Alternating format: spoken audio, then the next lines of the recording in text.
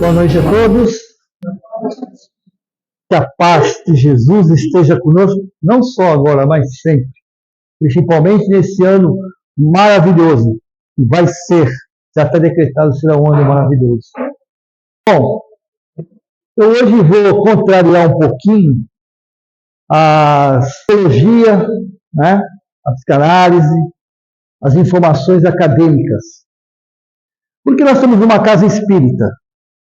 E se estamos numa casa espírita, sabemos que somos seres espíritos reencarnados, numa tarefa reencarnatória, atendendo a um projeto que nós construímos da espiritualidade. Nós construímos o nosso projeto. E esse projeto é tutelado pelos nossos amigos espirituais, nossos guardiões, nossos protetores.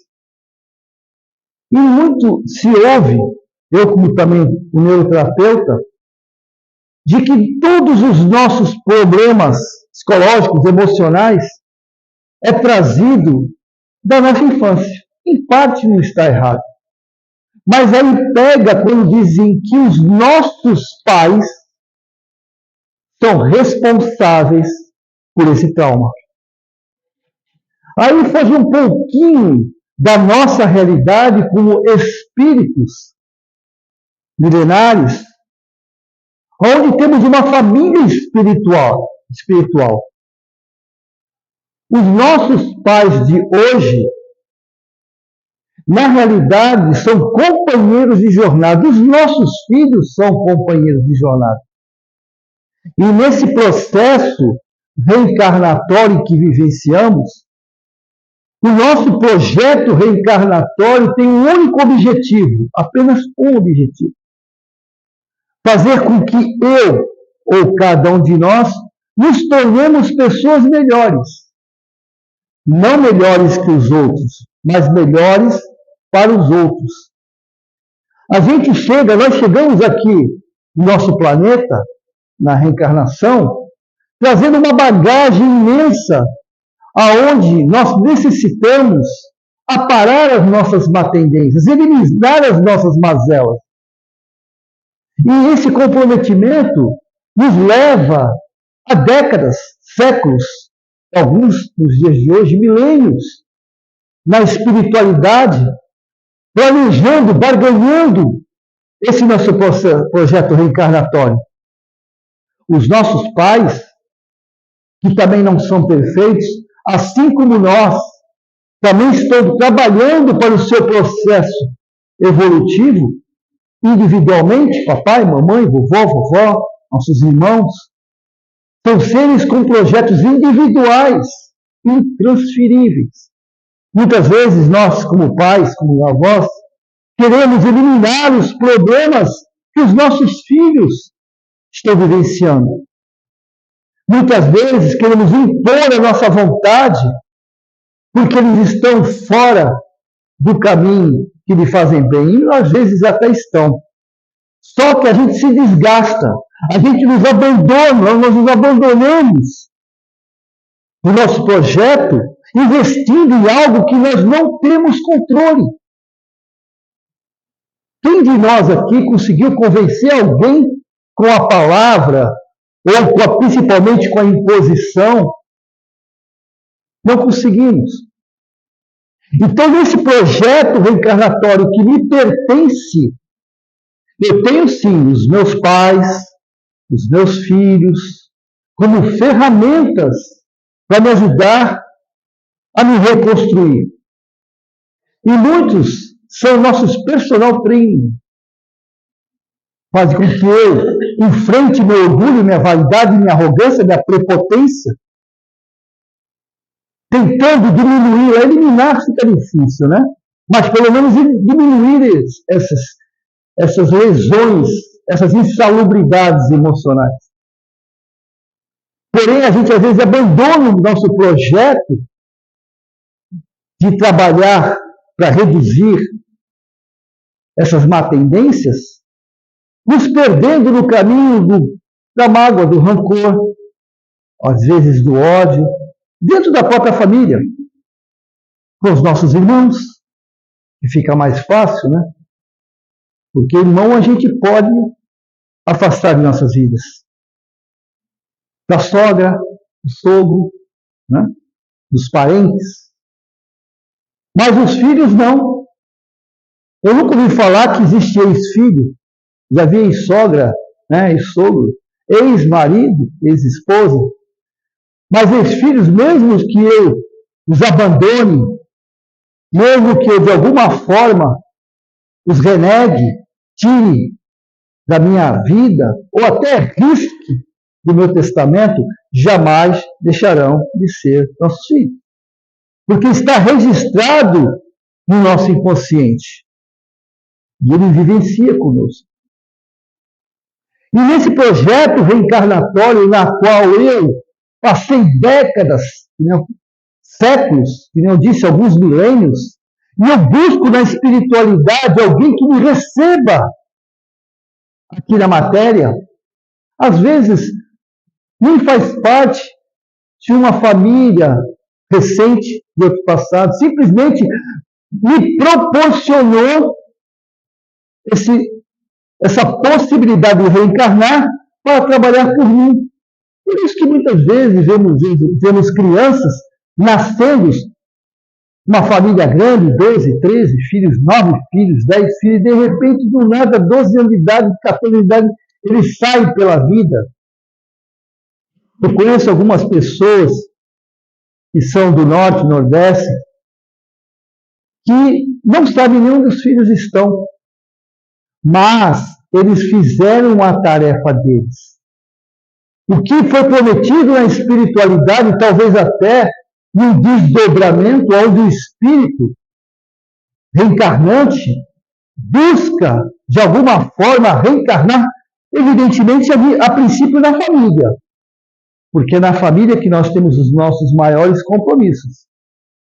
Emmanuel já nos diz que não temos a família que queremos, mas sim a que necessitamos. Haja visto os conflitos, né? Atualmente, principalmente. As famílias estão em conflito, em ebulição emocional.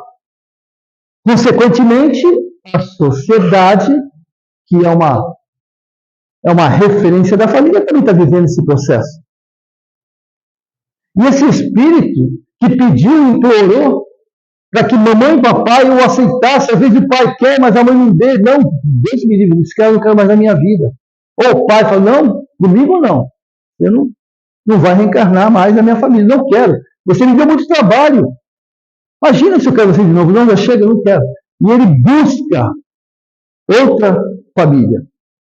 E muitas vezes, gente, nós temos visto mães solteiras, né, que recebem, pelo momento de insanidade, de paixão, de despreparo, engravida.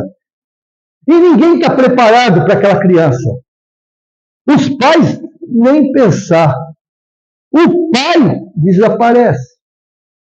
A mãe, que na maioria das vezes não está preparada, não aceita, e essa criança vai para um orfanato. Quantas crianças não estão no orfanato, não é verdade? Só que essas crianças sabiam dessa possibilidade. Porque não existe fatalidade em nada que nos acontece. Não existe fatalidade em nada que nos acontece. Existe sim um projeto reencarnatório onde há possibilidade de aquilo acontecer. Mas não existe a fatalidade. A única fatalidade que todos nós temos, sem exceção, toda a criação, tudo aquilo que Deus criou, só tem uma fatalidade: sermos felizes. Isso ninguém vai mudar, nem nós mesmos. Às vezes a gente até se auto-sabota, né? Para poder ver se não dá certo. Aquela velha história, quem ri muito hoje, chora amanhã. Né? A gente criou essa frase. E todos nós temos o nosso inconsciente religioso, chamado culpa-recompensa. Quando eu sou culpado, eu tenho que ser castigado. Eu não quero conscientemente, mas inconscientemente, enquanto eu não for castigado da forma que eu mereço. Nem Deus sabe qual é a forma que eu mereço. Né? Porque para Deus o que ele quer conosco é que nós sejamos felizes. Mas eu, no meu inconsciente, enquanto eu não for castigado suficientemente, eu não serei feliz, eu não quero ser feliz. Então eu me auto-saboto. Aqueles casamentos estão tudo certinho, tudo redondinho. Eu sei porque eu atendo pessoas, não sei o que acontece comigo, elas me falam. Está tudo certo, está tudo bem, meu marido é maravilhoso, ou minha esposa, meus filhos, mas eu não sei o que acontece comigo. Eu estou sempre arrumando confusão, eu estou sempre, de alguma maneira, criando conflitos. Isso é autossabotagem.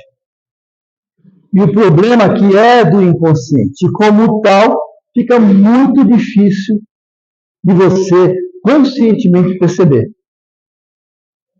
Então, esse projeto que nós temos individual, quando nós reencarnamos, e nós sabemos disso, podemos ter até esquecido, pelo grau de esquecimento, mas os nossos registros acásticos, nosso conceito espiritual sabe disso. De que eu passaria tudo aquilo como filho, com o meu pai, com a minha mãe, que hoje eu critico e responsabilizo eles por eu ser quem eu sou. Como uma forma, digamos assim, uma forma cômoda de transferir o meu problema para o outro. E o problema maior que isso às vezes é avalizado por acadêmicos. Acadêmicos positivistas.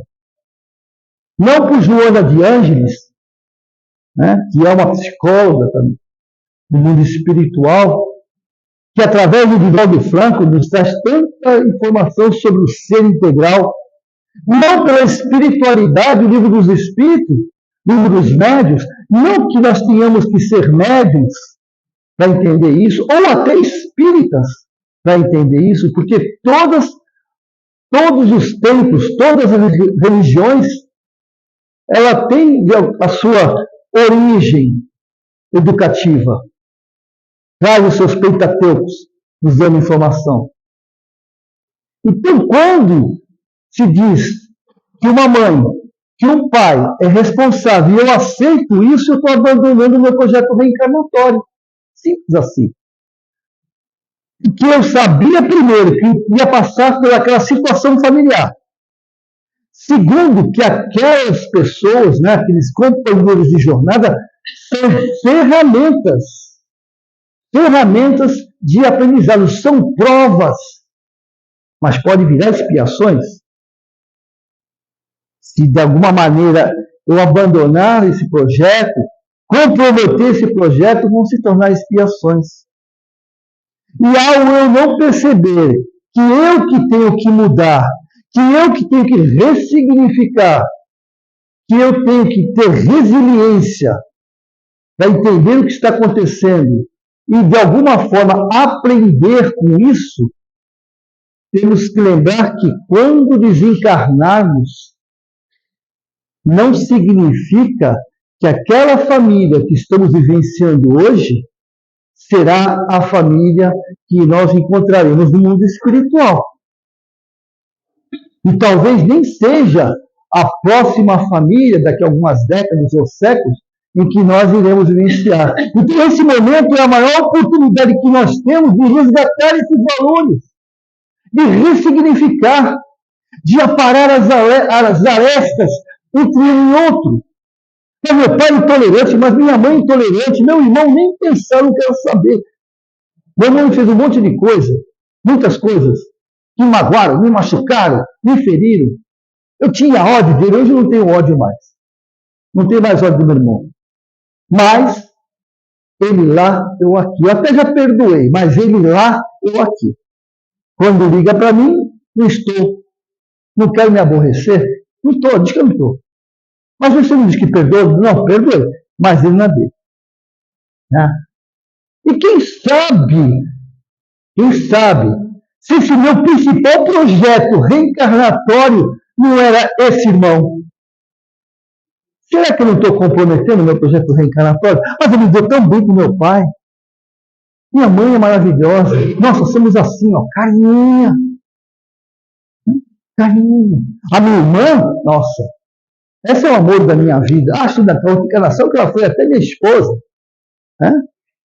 Mas o meu irmão, esse cara, é meu inimigo. É a pedra no meu sapato. Então é o seguinte, ele lá, eu aqui. Não quero saber.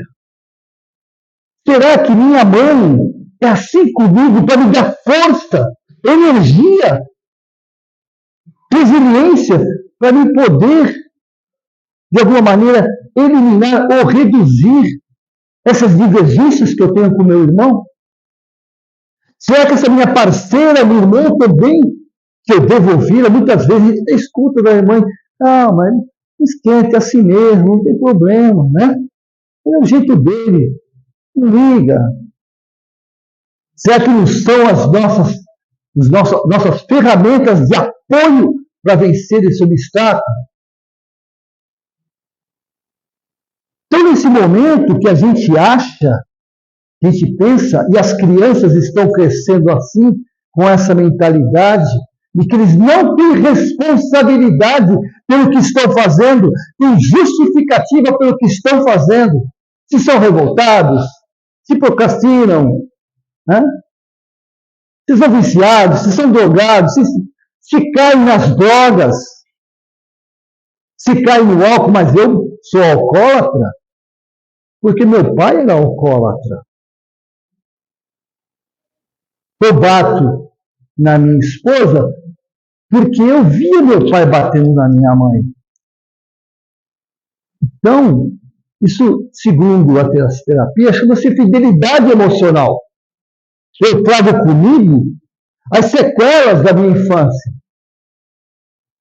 Só que nós temos que lembrar o seguinte: os nossos pais são exemplos. Sim, sim, são exemplos para as coisas que são boas. Mas não são exemplos para as coisas que são ruins. E nós somos espíritos milenares que estamos vivenciando 1 década, 2 décadas, 5 décadas, 10 décadas, 8 décadas, como nos dias de hoje, de todo um processo espiritual milenar. Já fomos bárbaros, já fomos vikings, já fomos egípcios, já fomos judeus, já fomos europeus, orientais, ocidentais, e hoje nós estamos no país abençoado, escolhido por Jesus para ser a pátria do Evangelho, coração do mundo e o celeiro espiritual da humanidade. Então nós temos uma bagagem imensa, muito mais do que outros países, que é proibido de falar de Jesus, de ter um Deus, de ter qualquer tipo de informação espiritual ou religiosa, mas o Brasil está nos preparando para nos tornarmos as luzes, as candeias de Jesus, para aqueles principalmente aqueles que estão à nossa volta. Ama o teu próximo, disse Jesus, como a ti mesmo.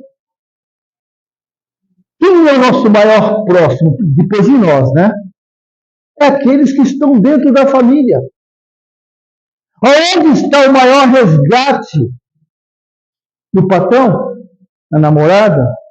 Né? No amigo? Não. Primeiro em nossos filhos. Porque eles estão realmente mais próximos, como eu disse, não dá para eu dizer que não é meu filho.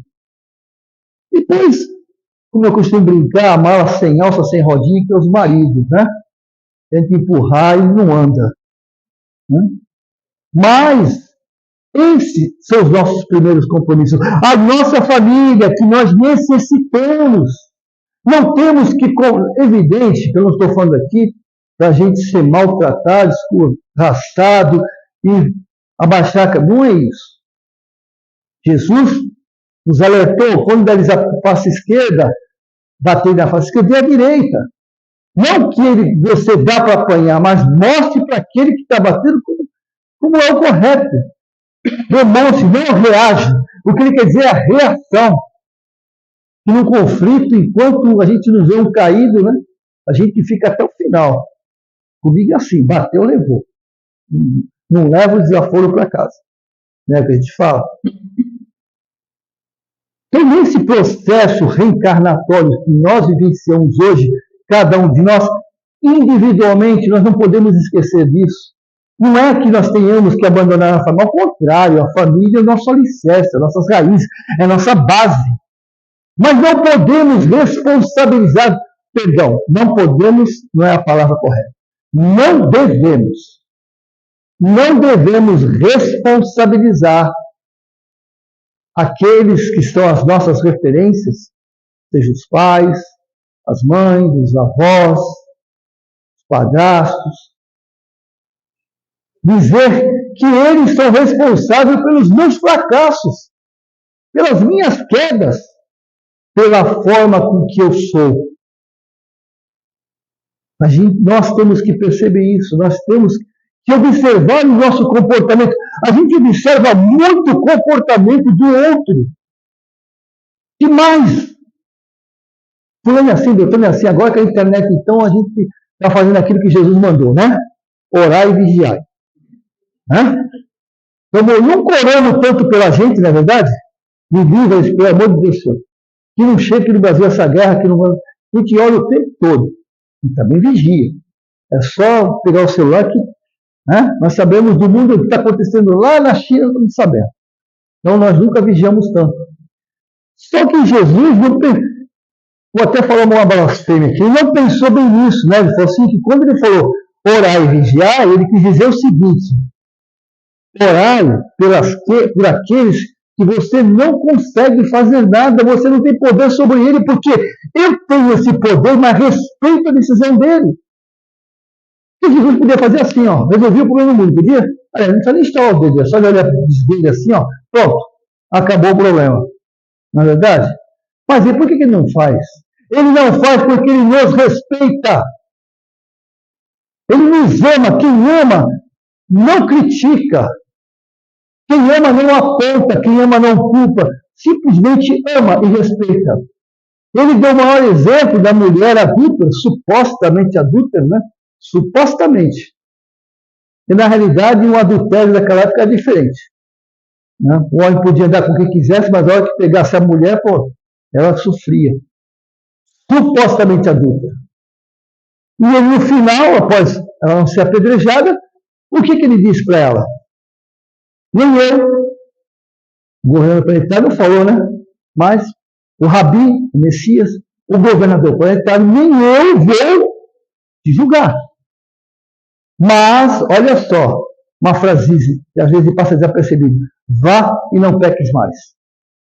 Ou seja, eu não concordo com o que você está fazendo. Tu não tem meu aval. Eu te protegi e reze para que eu esteja de novo quando você falhar novamente. Né? Eu esteja por perto. Eu te protegi e protegerei quantas vezes você for necessário. Mas não tem meu aval. É o que ele faz conosco. O tempo todo, quantas vezes eu caí, ele vai estar ao meu lado, me orientando como levantar, mas em nenhum momento ele me pegará no colo. Porque ele mesmo falou, eu não vim mudar as leis. E a lei de Deus é o quê? Cada um segundo suas obras, não é verdade? Quantas vezes eu caí, quantas vezes ele estará comigo? Nunca, nenhuma de suas ovelhas se perderá. Ele disse, nunca, ninguém vai ficar caído. Só que tem um detalhe, eu tenho que me levantar. Ele vai me orientar, faz assim, faz assado. E eu vou contar um segredo para vocês, que eu ouvi há um tempo, que é mais ou menos assim. Por mais que eu reze, por mais que eu ore, por mais que eu faça dezena, trezena, tudo que ena, por mais grupos de orações que eu entre, à noite não vai vir um anjo no pé da minha cama, iluminando a minha casa, e dizer o que eu tenho que fazer. Como resolver esse problema? Deus ajuda os homens através dos próprios homens, para que ambos aprendam. E sabe o que é pior que eu descobri? Que quem me vem falar algo que eu não quero ouvir, é esse que é o anjo de Deus. Porque anjo de Deus somos todos nós, né? Todos somos anjos, todos. Os 8 bilhões de encarnados, os outros 20 e poucos desencarnados, fora os que estão por aí transitando pelos planetas. Só que nós somos anjos de uma asa só. Ou seja, estamos construindo a outra asa para poder voar. Só que para mim construir essa asa, eu preciso de alguém que conheça a asa esquerda, porque eu não sei como é que é, não é assim? Eu conheço a direita, vou ensinar a ele como construir a direita. E ele vai me ensinar como construir a esquerda. E junto nós vamos trabalhar para passar o voo. É assim que funciona. Mas, espera aí, esse cara pensa que é para me ensinar? Não, não é assim não. Eu acho que a pena tem que ficar para cima, mas eles têm a experiência. Não, é para baixo, não é para cima, e começa o conflito, é o que nós estamos vivenciando hoje. O nosso orgulho. E sabe qual é o pior orgulho? O pior orgulho é aquele que eu percebi que eu estou errado, mas eu não dou o braço a torcer, não. O quê? Depois de tanta briga dizendo que ele está errado, agora eu vou ter que falar para ele que ele está certo? Mas nunca eu fico com a minha asa torta. Eu não vou, mas eu não dou braço a torcer para ele, mas de jeito nenhum. E assim nós continuamos cambaleando. Os nossos filhos são uma benção, sim. Sempre serão. Os nossos pais também. Porque permitiram que nós chegássemos a esse planeta. Ah, mas o meu pai me abandonou, meu pai subiu, não sei quem foi, mas mesmo assim, foi ele que permitiu através do seu sêmen. Ah, mas ele abusou da minha mãe. Mesmo assim, eu cheguei aqui aonde eu, na espiritualidade, implorei. Outro dia recebi um menino, 16 anos, a mãe, se eu podia falar com ele, se ele quiser falar comigo, ele não queria não, tá? No final, falou mais que a boca, mas no começo ficou mudo. Aí, um determinado momento, ele falou assim, eu não pedi para reencarnar. Quer saber qual é o problema? Eu não aguento mais meus pais. Não aguento mais. Eles são assim, são assados, são assim aqui. E ele digo mais, eu não pedi para reencarnar, ele falou para mim. Bravo, hein? O moleque era grandão, 15 anos, mas era grande. É mesmo? Não pedi não. Você tem toda a razão. Aí ele falou, opa, peraí, alguém concorda comigo, legal, né? Você não pediu mesmo, você tem razão. Meu amigo, vou dizer para você, você implorou. Você implorou para reencarnar, implorou, de joelho. Ele ficou assustado para mim, como assim? Implorou. Aí ele abriu a brecha, né? Aí ele já tinha um pouco de noção, porque a mãe de ouvido falar em casa, a mãe fazia evangelho, tudo que a gente faz, né, para resolver o problema dos nossos filhos, né? Principalmente quando chega na fase dos 12, né? Sabe por que aos 12 anos em diante começa a aborrecência? Porque todos nós sabemos que aos período, tá? Não afetivo. Das 7, 8, 9 anos de idade, o espírito está totalmente reencarnado no corpo físico porque o cérebro está formado, tá certo? Então ele tomou conta do corpo. Beleza. Quando nós chegamos aos 12 anos, sabe quem realmente reencarna, se apossa do corpo? O caráter. O caráter, o nosso caráter. Então, o que somos envolve o que estamos. Naquele momento eu estou, né, um espírito encarnado, atendendo meu pai, mesmo não gostando, mas meu pai tem que atender. A minha mãe, não, isso aqui. Aí a sociedade falou um negócio, depois a mãe falou outro, eu fico pensando, pô, mas quem está certo, quem está errado, né? A escola também vai lá e fala os negócios, que as professoras malucas vai lá e fala os negócios. E eu digo, cara, meu pai fala um negócio, eu falo assim, quando chega aos 12, toda aquela reminiscência, aquelas informações que eu adquiri durante milênios, e as tendências emocionais tomam conta daquilo que lhe pertence, que é o corpo físico. Costuma-se dizer que a mente debruça sobre o trapézio do cérebro. Toma conta de mim. Aí que meu pai está fora. Tudo que ele falava, ó, os meus amigos, ó, são esses. Existe uma ligação, existe a lei de afinidade. Não é? Então, nós tanto ouvimos falar a lei da afinidade, a lei da atração que rege o universo, né? As leis que começam a me dominar. E aí, eu tomo o meu caminho. Algumas mães falam assim para mim que onde foi que eu errei. Olha só o que a gente constrói com o pai, com a mãe, sem informação. Eu sou culpada pelo meu filho ser assim. Onde foi que eu errei? Em que momento eu errei, meu Deus? Eu fiz de tudo, eu amo, dei tudo que ele queria. E aí eu falo assim, não, mas você deu demais. Às vezes está certo, às vezes até tira a noção do espírito, né? Encarnado. Mas eu começo a me culpar também, como pai, como mãe. Aí é uma confusão generalizada. Nossos filhos acabam nos convencendo que nós somos culpados. Né? Acabam nos convencendo. E nós fizemos o melhor. Certo ou errado, não é eu que tenho que decidir. Para mim eu estou certo. Se ele está errado, é ele que tem que decidir se eu estou certo ou se eu estou errado. Para ele, para mim eu estou certo. Então, nesse momento, começa essa turbilhão. Então, para encerrar, temos que lembrar o seguinte: nós estamos aqui para nos tornarmos pessoas melhores, trabalharmos para isso. E ao me tornar uma pessoa melhor, para mim, eu serei uma pessoa melhor para aqueles que eu amo, para aqueles que eu posso contribuir. Quem está perturbado emocionalmente com depressão, síndrome do pânico e outros transtornos, como é que pode orientar alguém que também está da mesma forma? Como? Eu tenho que me tratar, eu tenho que me curar, eu tenho que me ressignificar o meu processo. Quando eu estiver bem, aí sim, eu serei um companheiro de jornada onde juntos poderemos fazer algo.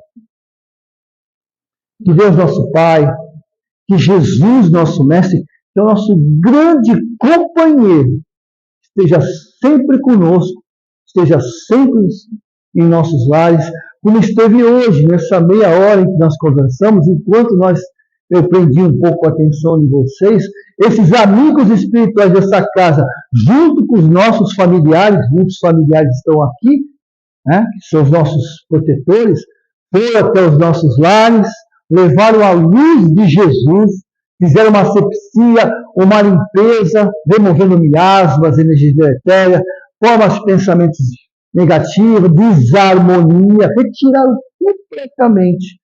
Alguns irmãozinhos estavam lá desorientados, porque a gente na espiritualidade também vira fofoqueiro, tá?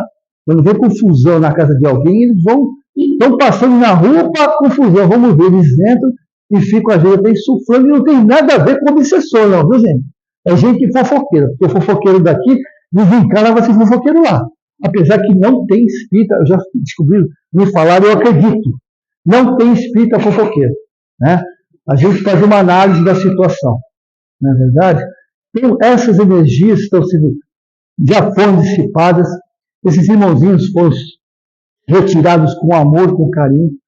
Nossos entes queridos que lá estão, sem perceber, já receberam segundo as suas necessidades.